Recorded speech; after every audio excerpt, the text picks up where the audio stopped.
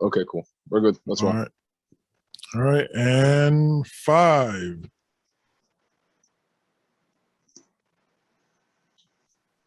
Yo, yo, yo, what's up? What's up? It's me, K, and I am here to bring you the good comic book news with my co-host, the man who likes himself a Jello pudding pup on a nice summer day, the one and only Alpha. Somewhere between K Riddle and K Cosby over here. Bro. Yes, we are back again, once again, to be talking about some comic book shit. And as per always, we start off with the Marvel, and what's hot with Marvel right now is What If. What if? It asked that question as if we don't all sit around, as if that's not like the core basis of comic book fandom. Literally. Like what if like scenarios are always the core of any argument that you hear between two comic book fans. Well, what if this had happened? Well, what if that had happened? You hear that phrase more often than not. And Marvel's decided to make a series out of it. They did it with comic books. It was successful in the 80s and 90s and the 2000s. Now they're back with an animated series. And we had talked originally about episode 1 a few weeks back when we talked about Captain Carter and just how good and how much more I wanted of that. But I'll tell you, man, these last 2 episodes have really left me wanting so much more. Let's get right into it. So you had the second episode, which was T'Challa becomes Star-Lord. It's kind of funny because they do this episode a little bit differently.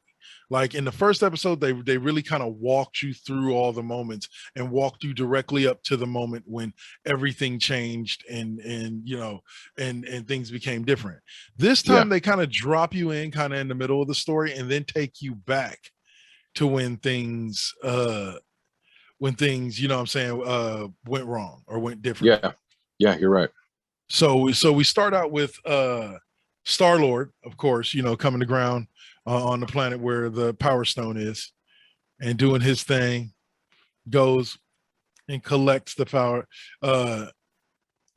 Stone, turns around, and of course, the same guys that were waiting for Star-Lord and Guardians of the Galaxy are there waiting for him again. Yeah. And only this time, when he introduces himself, instead of the dude being like, "Who are you?" What? And he's like, Star-Lord, come on, man. Like, you know me. This time, dude's like, Star-Lord. Oh, shit. Star-Lord. It's fucking Star-Lord. It's amazing, dude. It's great because it was classic T'Challa winning more with his personality than with his fist.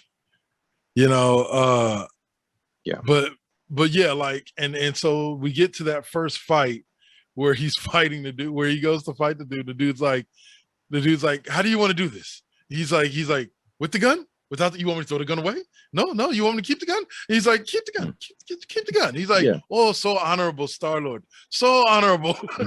But no, it just immediately drops you into the scenario where it's obvious that the universe is completely different because T'Challa has become Star-Lord, like completely different. And we'll get into exactly how different a little bit later. But we went from that to T'Challa getting saved, so to speak, by Yondu. And him and T'Challa talking as if they've known each other for a while, which obviously they have. And then then the Watcher takes you back to Wakanda, 1988, which is ironic because that's the year I just recently did on KD5P music-wise, was 1988. That's pretty cool. So, but he takes him back to 1988, and he takes back to 1988, and it's fidgety T'Challa talking to his dad, T'Chaka, and wanting to go explore. And he goes and throws the spear outside of the force field. He ends up getting picked up by the Ravagers, who are actually looking for Peter Quill. And the only one that points out that there's no way this young black boy could look anything like Peter Quill is Yondu, to which his henchman replies, "Humans, they all look the same to me." And this guy's like, he's like, no, we got this right. 2 eye holes, 2 ear holes, 1 mouth hole. That's what you said. It's great. Oh, it truly was a great scene in there. But yeah, and so before we kind of get into the rest of it, what are your overall thoughts on this episode? Because like I said, we're gonna do both the episodes. We kind of and give them both fair time. We kind of got to skip through this one. So yeah, man. Like no, I'm glad that you went through that far, because it gives a great gist of the episode as a whole, and the idea that T'Challa as Star-Lord instead of Peter Quill is essentially everything that he wants Star-Lord to be. And that's basically the on-running joke. Whereas everything Peter Quill absolutely flubbed up on because he's a klutz, but managed to win in the end, T'Challa as Star-Lord does everything completely fucking seamlessly. Yeah. And that's basically the entire bit throughout the entirety of the show here. And of course, we have the on-running theme of how he ended up being taken instead of Peter Quill. But it's basically, rather than having to sit there and flub over the fact that he doesn't know who Star-Lord is, the guy immediately bows to him and froths at the mouth at the idea of even being able to fight him, and eventually is the main character trope of, you were my first antagonist, but now you're part of the crew because I'm just Mary Sue energy. It's great. Yeah. Well, you speak wonderful on that, and that goes to what effectively was my favorite part of episode 2, and the part that I was not ready for. I've mentioned this to you a couple of times off air. I was not ready for Thanos. Like, I was not ready for that either. I was not ready for mental flashbang. I was just like, and then he's like, yeah, T'Challa just showed me that there's another way, and I'm like, he talked him out. He just talked him out of genocide. It. Yeah. Like there was no big like fight, no big win for T'Challa. He just talked him out of it. Yeah, because he's in T'Challa, man. Yeah. Because he's in T'Challa. But yeah, you're right. But it brought up the running joke with Thanos, where every time he told his idea to somebody, they'd be like, "Yeah, dude, that kind of sounds like genocide." He's like, "Yeah, but it's efficient." Like, it's just like, no. The best part is he doesn't fight that it's genocide. He just argues that it's efficient. That's very efficient. And I love everybody's reaction. Everybody's like, "Oh man, come on, Thanos!" Like, man, let it go. It's like, oh, again, Thanos. Yeah, and it's like fucking sitcom shit. Like, no, it's genocide. It's great, but it basically through this it goes in reverse now. Whereas he was completely and utterly uncaring to Nebula and actually tortured her immensely at his own desires. Now, on the other hand, he's willing to go in front of damage outright for her, and vice versa. Yeah, specifically, it was shown in that fight when she came back for him and he got her out of there, Yeah.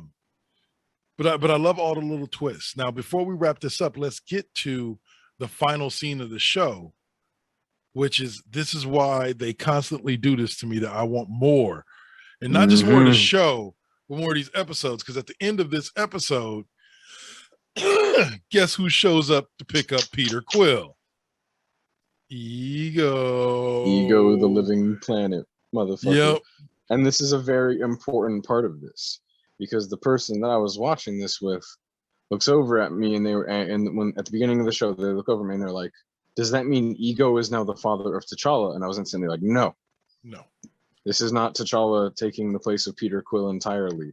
This is T'Challa becoming Star-Lord instead. Peter Quill is still his own human being with his own lineage. He's just not Star-Lord. And this was answered perfectly when we hit the end of the show, and Peter Quill is just a hamburger flipping, floor mopping human when his father, Ego the Living Planet, steps through the door. Yeah. And that opens a brand new door because remember, the whole basis for why Peter Quill turns on Ego in Guardians of the Galaxy 2 is because of his connection with the human race. You know what I'm saying? him being a little bit older, a little bit more jaded when his dad shows up for him may lead to Peter Quill not only not being Star-Lord, but never being a good guy. Yeah, like exactly. It's straight. Ooh, It's beautiful. Yep. But let's move it. One last thing about this episode, real quick. One final thought. It is, of course, very important to talk about the voice casting of this, not only in the fact that they obviously use people from the MCU as they always do here, but this was the final performance of Chadwick Boseman in any sense in the MCU. His recording for this was his final stuff. What's up? His recording for the What If series. T'Challa actually shows up a couple more times in the What If series, and it is voiced by Chadwick Boseman. Yeah, he recorded the lines, but it's this was the first of like 3 episodes that T'Challa shows up in. So we will hear from Boseman again, but this series is his final performance. Yeah. So, and from this point forward, this is his final performance for the MCU, and for what it's worth, he did pretty fucking good emoting with his voice for the animated series. 100%, considering that basically he was on his deathbed when he was doing it. Exactly. I was reminding somebody of that the other day. I was like, it just hits you. Like, you never know. Like, dude was sick from the time he ever stepped foot on screen as T'Challa way back in Civil War. Yep. He knew he was sick. From the very second he debuted. And we didn't find out till literally like a year before he died that he was working that whole time just sick. So God rest his soul. May he rest in power. All right. So now, episode 3. Here we go. Episode 3 was like, what if you took all the events of Iron Man 2, Thor, and the Incredible Hulk movie and just jump them all up and just fuckery. Just high level, high class fuckery. Yes. So the Watcher tells the story of how, the Avengers came together. He talks about the 3 different nights, and then he says, well, that was one dimension's fate. In this dimension, it was something different. And basically, we follow Nick Fury as he's going around to gather up the Avengers. First starting with Iron Man. Then who was it? Then Thor. Then and then what was it? And then who was the final one? And then not Hawkeye. Hawkeye was a part of all that, but there were 3 specific, and then Hulk. So we first go through the scene when Nick Fury shows up, and Tony Stark is sitting in the donut, eating donuts. And this was the first time that Tony Stark has been voiced or acted by somebody other than Robert Downey Jr. since before Iron Man 1. So yes, this was not Robert Downey Jr. voice acting in this one. But they first talk to him, and they go through the whole scene where basically Romanov is shown to Stark as an agent of S.H.I.E.L.D., and she stabs him with the little thing that's supposed to inject the dilithium or whatever it is, right? Only difference is sitting right there in front of Stark or Fury and Romanov, Tony Stark croaks. he dies. He just fucking dies right there on the spot. And Fury's like, what the fuck? Literally. So then we was it? No, literally. Go ahead. Yeah. And then we fast forward to the original Thor. They find the hammer. They set up a perimeter. Thor comes for the hammer. Except the scene when Nick Fury tells Hawkeye to hold when Thor tries to pick up the hammer. This time, Hawkeye unfortunately lets go of the arrow and kills the Crown Prince of Asgard. Hawkeye does indeed not hold. Yeah. Which gets Hawkeye put in prison, which gets Hawkeye killed, which is kind of another sub-story to all of these stories. And then we fast forward to Natasha Romanoff going to what's her name? The girl from Jennifer Connelly played her in the in the Incredible Hulk movie. I can't remember her name. I forget her name. Jennifer Ross. Was it Jennifer Jennifer Ross? Ross. Jennifer Ross. Yeah. She goes see Jennifer Ross so that she can examine the needle that killed Stark. And yeah, that turns out to be funner than ever. But really what interested me, and I'll jump onto this real quick just so we can get to discussing it. Go on. How they killed the Hulk was interesting. Like, what the fuck was in that bullet that made him just go bigger, back at bada boom and just blow up? Oh, they explained it later. I'll explain it when we get to that then, in that case. But yeah, so like Romanoff figures out that something or somebody busted out the tip, and the stuff, the cured stuff never got in the Stark. Yep. And then she discovers that Bruce Banner, of course, voiced and played by Mark Ruffalo, as opposed Bruce to Banning. Yes, Bruce Banning, shows up, and while they're standing there trying to convince General Ross, because good old General Ross, of course, shows up. Of course, the most calm of men, right? Right. And so not only does he does Mr. Ross attack the Hulk, but somebody that was not any of his people shoots the Hulk before he becomes the Hulk, which of course turns him into the Hulk, because now he's got shot and he's pissed. Exactly. Yeah. And so, but then he jumps down, he starts fighting the army, is the best way I could think of to put it. He starts fighting the army. Accurate. Yeah. And just randomly in the middle of it all, swells up and blows up. Like just poof, poof, poof, poof. Yep. And is gone. Just fucking big trouble in Little China style, just fucking starts inflating and fucking explodes.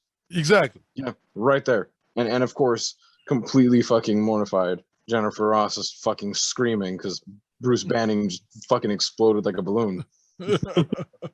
And so I'll let you take it home. Our own running theme here, of course, is that the Avengers are never even able to be put together, which is very important here, because I need you to constantly ask yourself, why did the Avengers form?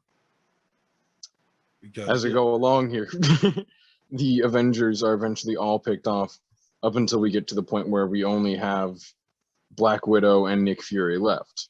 Yeah. And eventually this leads to Black Widow finding out and inadvertently dying immediately after finding out, sending a message to Nick Fury saying it's all about hope. The moment that she said this, I was like, I know what this is already. Yeah. And our first immediate clue was the fact that when she was looking on the computer, it brought up Janet Van Dyne, who is, of course, the Wasp. The Wasp. And of course, so Nick Fury, understanding this, goes to the grave of Hope Van Dyne, the child of Hank Pym and Jennifer Van Dyne. And of course, Hank Pym comes out and reveals that he was the killer all along, which, of course, is very important, because I think 2 or 3 times on the show I've mentioned the fact that Hank Pym was explicitly left out of being an Avenger in the movies, which is a big detail, because Hank Pym as Ant-Man was a founding member of the Avengers, of the original lineup of the Avengers. And so usually, and they distance themselves from this because, of course, Hank Pym slaps his fucking wife in the comics. Like they didn't put him in the MCU because in canon, Hank Pym backhands Van Dyne like blatantly, and that's why when we got Ant-Man on the big screen, it was not Hank Pym, it was Scott Lang. It was the second Ant-Man. Damn, I never knew about that much. Wow. Yeah, but so as a result of being literally left out of being an Avenger in the MCU, and in this canon for the death of Hope Van Dyne, as in any canon, she does become a member of S.H.I.E.L.D. Yeah. He's on a murder path against all of the Avengers. Well, and now, side note, while Nick Fury is dealing with the Avengers being picked off one by one, Loki decides to attack Midgard. Yes. in vengeance of Thor's death. Of course, which is inadvertent, because why did the Avengers form again? Because Loki attacked Earth. Well, I'll say yes. So, okay. So just to wrap it up, basically what you had was this amazing fight sequence with Hank, Hank Pym in, what was it? In the Wasp, or not the Wasp, the Yellow Jacket uniform. In the Yellow Jacket armor, yeah. In the Yellow Jacket armor, attempting to fight and beat up Nick Fury.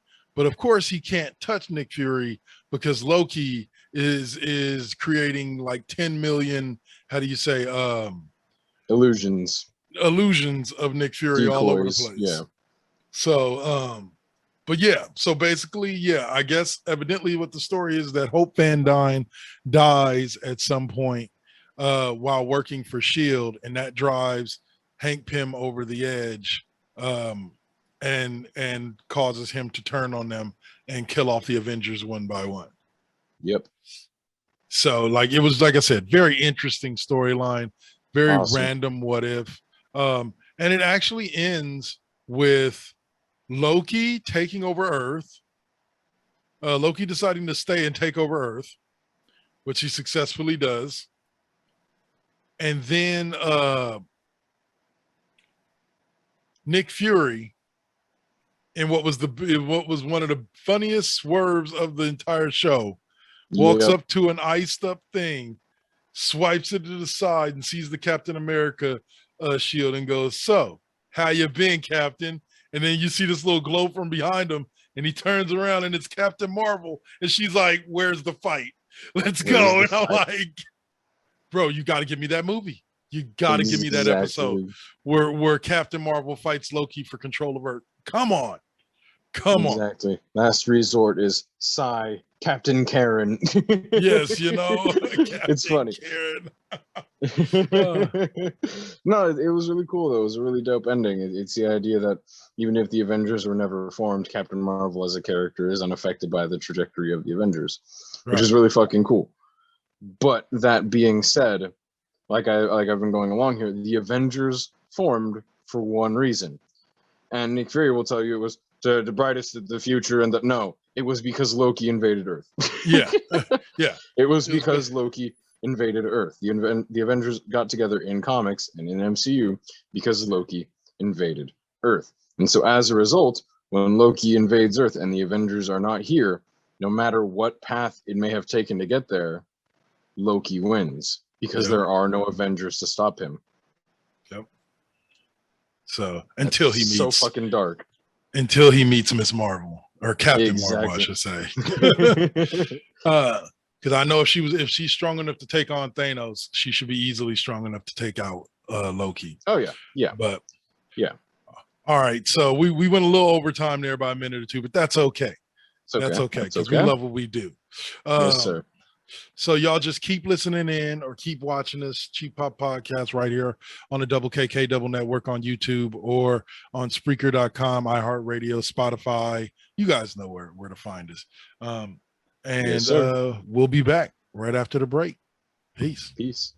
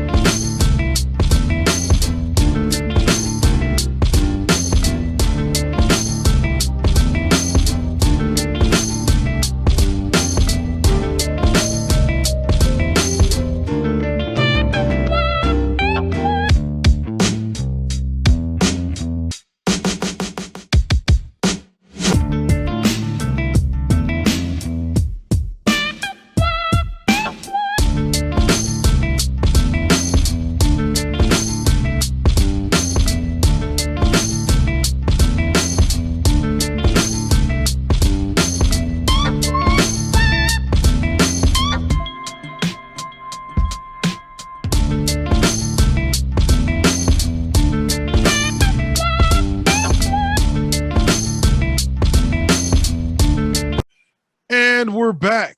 We're back, and I'm black, and he's alpha, and I'm trying to rhyme, and I suck at it. But y'all know who we are. Welcome, Alpha. What's up? Yes, we are back. And now on the flip side of the show, we're going to introduce you to the new thing that we're going to be reviewing probably on the flip side of this show, probably from this episode, the next, and maybe another time, who knows. But I got old boy K Double here on some Netflix original shit. They pump out some good anime, and I've talked about it before, and I've commended it on my own, but I've gotten old boy to watch Castlevania, and that's what we're going to be talking about now. Yep, this old dog has been taught a couple of new tricks. I'll tell you that much. I'll be honest. Like I told you, like I said to a friend of mine, I'm loving the show 100%. It's not something I think somebody like my daughter is ready for. Absolutely, do not watch that in front of kids. It's definitely got its more violent side. Like there was just one sequence where these creatures are just kind of running through this town and just randomly grabbing people and like eating them and fucking eating their faces. And I'm just like, was that necessary? Like, was there something that we could have seen that was progressing the story instead of that? But you know, it is what it is, you know, but that's Castlevania though. Like if you've ever played a Castlevania game, that's Castlevania, you know, it's blood and gore. But you start out with a story of Dracula and his wife, and I like that. I really liked that. The fact that they showed that Dracula had, and I like the fact that they used like the Vlad Tepes, like that particular version of Dracula. The historical person that which Dracula was based off of. Yeah. Right. You know, and so go ahead. Yeah, immediately within the first episode, you see that Castlevania is in fact not the story of the Belmonts. And as we go forward, that will be accentuated much more as we go along here. But Castlevania is indeed also on large part about the story of the Alucard family as well, or beginning with the story of Vlad Tepes. Vlad Tepes, yes. And he finds a lovely woman who is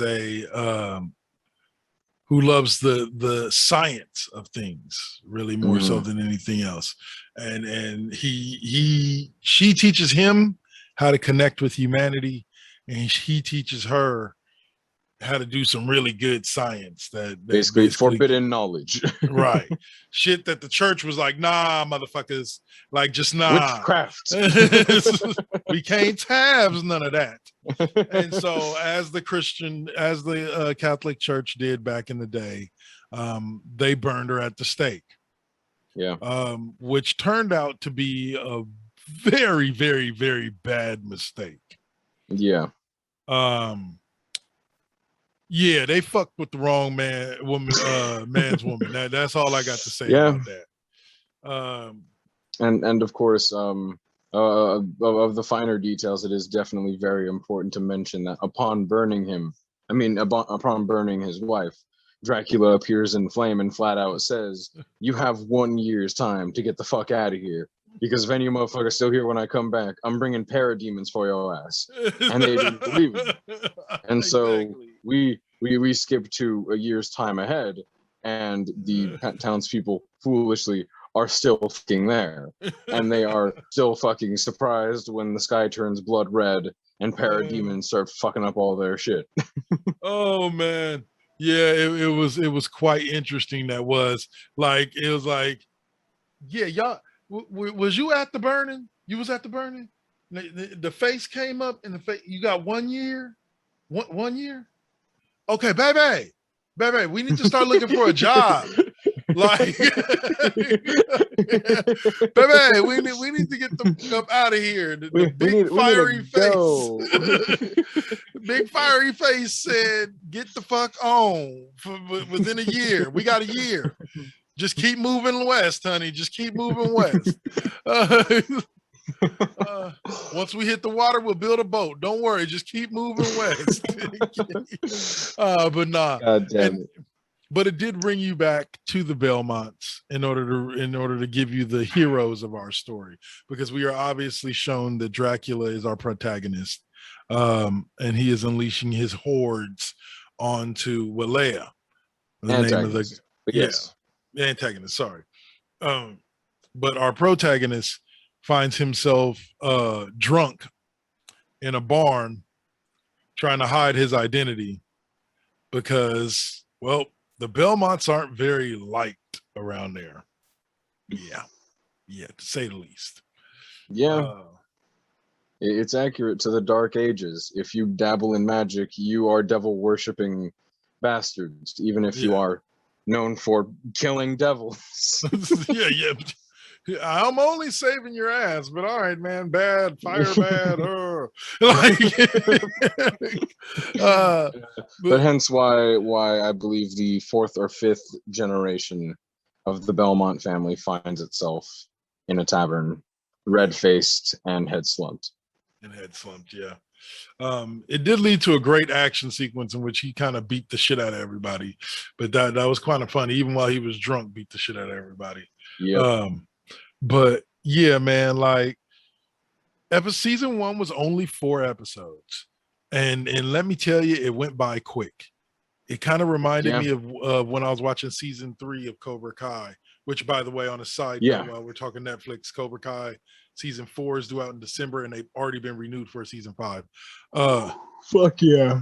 So, but it kind of reminded me of watching season 3 of Cobra Kai, where fucking I looked up, and next thing I know, I was eight episodes in, and there was only 2 episodes left, and I was like, "Oh shit!" It's like, oh, fuck. Did I watch this much of it? Like, how much have I been watching? You know, kind of like He-Man's in the Masters of the Revelations show. Next thing you know, you're at episode 5, and it's over, and you're like, "Wait, no more! Bravo, more encore!" But yeah, man, like, and that's where I got to with the end of season 1, because they didn't catch up with Dracula quite yet. But you did have the revelation of the speaker. The speakers, yes, the speakers, and the speakers. Yeah, go ahead. Sorry. Go ahead. I was gonna say they're kind of like historians. They're the historians of their time. Literally, yeah, they're historians that keep the entirety of their history, the culture of, and basically everything pertaining to the culture of the speakers is communicated and only kept in the minds of the people in it, and can only be communicated verbally. You can't write down the history of the speakers, and that's because that's the way of the speakers. Like there is no Quran or Bible of the speakers, because you cannot write down the history of the speakers. All of it must be kept in the minds of them and only verbally communicated, hence the name speakers. Despite the fact that we find out that the speakers are a type of mage. They're a type of wizards. Exactly. But they're called speakers because of the fact that everything is verbal. Yeah. And she's a pretty powerful one too, to boot, because basically season 1 is Trevor Belmont running into a group of speakers who are basically set to die at the hands of the Christian church, or the Catholic church. And he goes, and the dude wants to see his daughter's body before they leave, because he thinks she's dead. And Belmont goes to find her body so that he'll leave, and doesn't end up finding her body, but finds her alive there, and actually defeats a Cyclops in what is a fucking badass fucking action sequence. They have a lot of those in this particular movie, or in this particular show. And we'll get to that when we get to the finale of season 2, which was just a fight with Dracula. Yeah. As we roll with this show, I'm gonna promise you one thing: as it continues, the combat only gets fucking better. Really? Yeah, I've noticed that. From season 1 to season 2, it has gotten a lot better, and it peaks at the end, I promise. Okay. Season 2 leads us to the Belmont estate that has been rebelized, so to speak. More cartoon fuckery. But and reduced basically to atoms, so that there's only just the basement level at this point. And I forget how. It's been a while since I've watched the early episodes. I forget how they ran into Alucard, but I know it was like early in season 2 when they do. Alucard being the son of Dracula. Oh no, they that's what they find in we completely forgot that.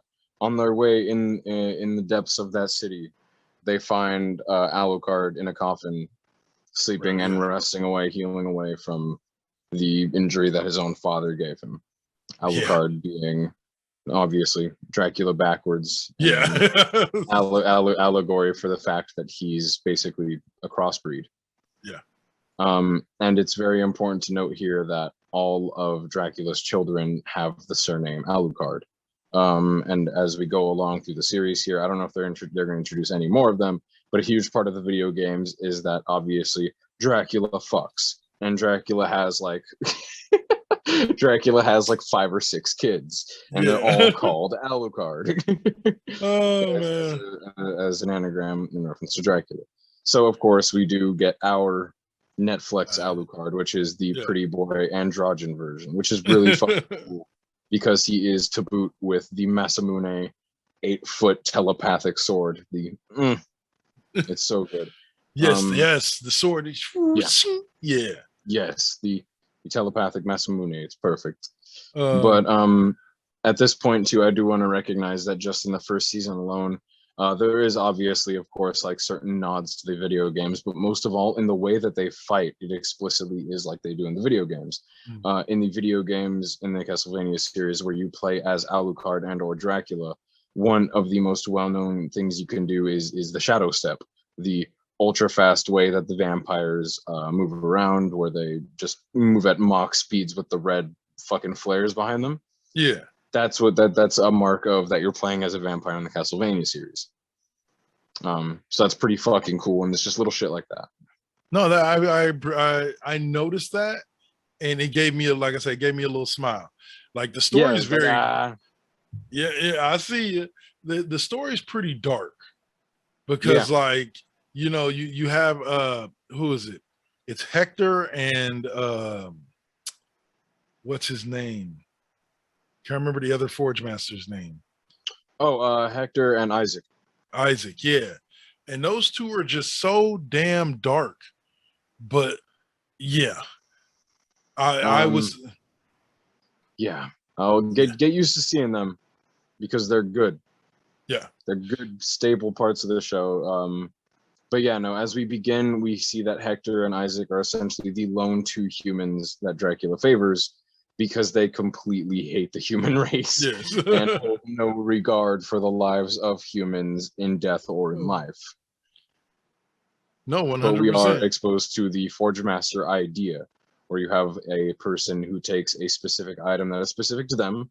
We find that Isaac's is a double-sided knife, what I believe to be, it's a dagger. That would be a dagger.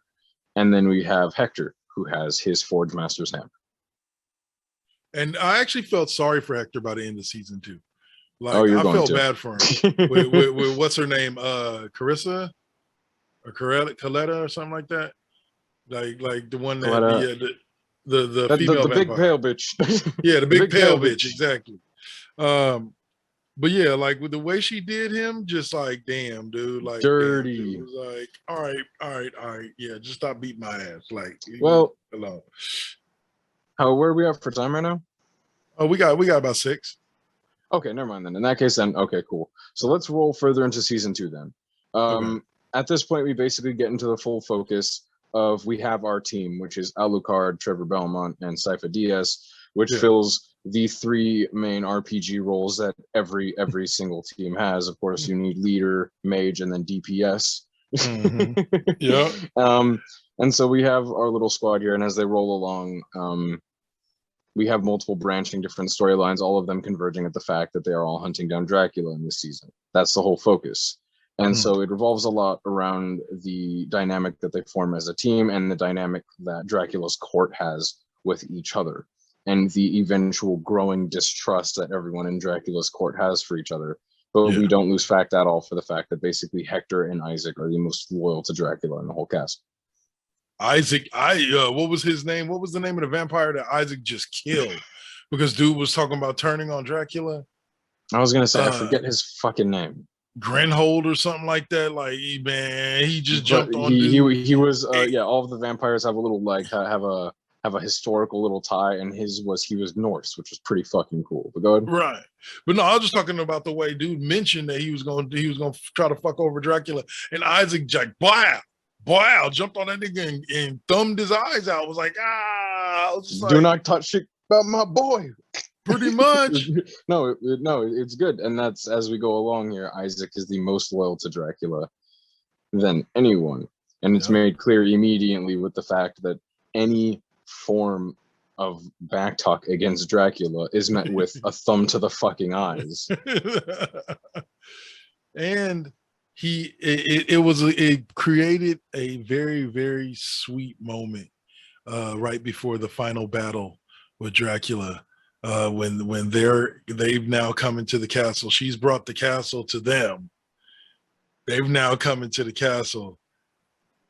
Dracula and Isaac have backed up into his study, and Isaac's like, they gonna have to kill me to get to you. Like, I got you. And then Dracula's just like, yeah, nah, like, nah. Oh no, and, Isaac. Isaac says they're gonna have to get and kill me before they come anywhere near you. And Dracula responds with, I know you will. And then grabs Isaac by the nape of the neck and throws him through the Dracula teleporting mirror. Yep. Into the fucking sands of the east where he found him. Now, it is very important here as well while we're on the topic of Isaac, it's very important as we go along here that we find out in season 2 that basically Isaac was born into the Muslim religion and worshipped the Muslim religion. He worshipped Islam. But as he found Dracula, he strayed further from his religion so that he can focus on his endeavors with Dracula. Okay. That explains a little bit about the self-punishment stuff. Yeah. But anyway, okay, so that leads us to what we'll close out with, which was the epic fight between Alucard, Cypher, and Trevor Belmont. And I mean, like, I'm gonna tell you this much, and then I'll let you take it away. Yeah.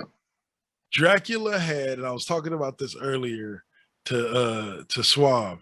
Dracula had 2 daddy that's enough moments in there where like it was just like beep, beep, beep, beep. He was dodging him. He's sitting there beep, beep, beep, throwing punches, jabbing back and forth with him, and it was just like, you know what? That's enough. Wow, like you're just done. Get the fuck away from me. And then there was one, actually there's 3 of them total. There was one with the entire group. There was one with Trevor Belmont where Trevor gets close enough to start punching. I was gonna say, this is very important because the Belmont entire family line has hunted Dracula and made a career out of hunting and fighting Dracula. And this was the first meeting that Trevor Belmont and Dracula have ever had, was this moment. So Trevor Belmont runs up to Dracula and socks him square in the mouth. And without having said a word, Dracula looks down at him and just says, "You're a Belmont, aren't you?" Knowing that the only person stupid enough to walk up and sock Vlad fucking Tepish right in the fucking mouth is a Belmont. Oh man. Yes. And so, but he lights his ass up though. Like I said, he takes a few hits. He's just like, yeah, that's enough. Wow. And like, so as my old martial arts teacher would say, every hit with Dracula was a devastating attack. Like he wasn't leaving nothing to chance. And what was the most odd and funny moment was when him and Alucard are going at it, and Alucard slightly gets an upper hand on him, and you just see that look in his face like, all right, I done had about enough of this shit. Blah, blah, blah. He just starts lighting them up through walls, going through the whole castle, just no quarter is asked for, no quarter is given. Exactly. And he's just stomping his own son, which ends up being the tipping point of it all, when he finally beats the shit out of him all the way back to his childhood bedroom. Like, and I mean beats the living hell out that boy. And then, of course, what I call is the Omni-Man effect. Is now we come to the very end where the only way that Dracula is able to be defeated is after about 15 minutes of stomping his own son's face into the fucking concrete, at which he stops and realizes what he's done, and then meets his fate at the hands of all of them, dying on the floor that which Alucard was raised in. Yeah. Yeah, completely dying, because she came in and said he took the dagger, was like, "Ugh," and then Trevor came in and wow, cut off the head, and then fucking she came in, was like, "Step back, I got this." Bing, whoosh, bye. I was just like, damn. Exactly, and of course it is accurate as it says, though, in the way that when a vampire dies, the give off is proportionate to the amount of power they had. So him being the most powerful fucking vampire ever went off like a small nuclear fucking air pocket. The All-Father, so to speak. Yes. Dracula is the All-Father of vampires. Yes. On a last note, before we sign off here, because our time's up, I'm trying to remember. There was a game. It was a D&D style game. I believe it may still exist, but it was called, I believe it was either called Vampire or something. But I remember there was like 4 or 5 different classes of vampire, and you could create a character. It was just like playing D&D. That's pretty fucking dope. But yeah, I'm gonna find out before we do our next comic book episode. I'm gonna find out what the name of that particular D&D was. And yeah, like I created quite a few characters. I had a character that was he got turned when he was 13 years old. He carried a 6-foot bow staff. Oh, that's so fucking dope. And he was basically unkillable. Oh, that's so cool. Like, that's gotta be fun. Oh, that's gotta be fun. Yeah, that shit. I want to play that too. Yeah, I'm like, I was into all of that when I was in my like 20s, 30s. I was just like, the group that I ran with was, so I was too. Fuck yeah, man. But all right, man, close us out. Last words, and we'll call it a day. All right, you know how it goes, my people. We're gonna be back again next time to talk some wrestling shit. We're gonna be talking some NXT, maybe some AEW, maybe some Daniel Bryan debuting, right? Yeah, I was gonna say we're gonna see. We're gonna be talking some All Out. So we're gonna have some schnews on the way back. Most importantly, thank you for joining us today. Talk some Castlevania and some comic book shit. You be safe, my people. Peace.